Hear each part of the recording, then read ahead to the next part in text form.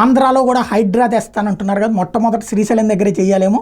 శ్రీశైలం శ్రీ బ్రహ్మరామ మల్లికార్జున స్వామి వారి దేవస్థానం ప్రాంగణంలోనే ఏనుగుల చెరువు ఉంది. ఆ చెరువులో నిర్మాణాలు చేపట్టడం మీద హైకోర్టు ఆగ్రహం వ్యక్తం చేస్తే అభ్యంతరం తెలిపింది. నీటి వనరులో ఎట్లాంటి నిర్మాణాలు చేయకూడదని తెలియదా అని దేవస్థానం ఈవోనే ప్రకటించింది. కాంట్రాక్టర్ ఎక్కడ పడితే అక్కడ నిర్మాణాలు చేపడుతున్న మీరేం చేస్తున్నారని నిలదీసింది. కాంట్రాక్టర్కి ఇలా అనుమతులు ఇచ్చారంటే దీని వెనక అధికారుల హస్తం ఉన్నట్టే కదా అంది.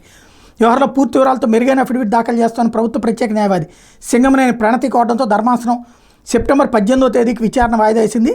ఇందులో ప్రధానమైనది ఏంటంటే ఏనుగుల చెరువుకు చెందిన 9 ఎకరాల్లో 2 ఎకరాలను సుబ్రహ్మణ్యేశ్వర స్వామి దేవస్థానం ఇతర నిర్మాణాలు సుందరీకరణ పనుల్ని 2016లో చంద్రబాబు ప్రభుత్వం బీబీ టెక్నోక్రాఫ్ట్స్ ప్రైవేట్ లిమిటెడ్ కంపెనీకి అప్పగించింది. ఇందుకు సంబంధించి అప్పటి ఈవో జారీ చేసిన ప్రొసీడింగ్స్ను సవాల్ చేస్తూ అఖిల భారత వీరశైవ ధార్మిక ఆగమ పరిషత్ తెలంగాణ జంగమ సమాజం 2020లో హైకోర్టులో పిల్లేశారు.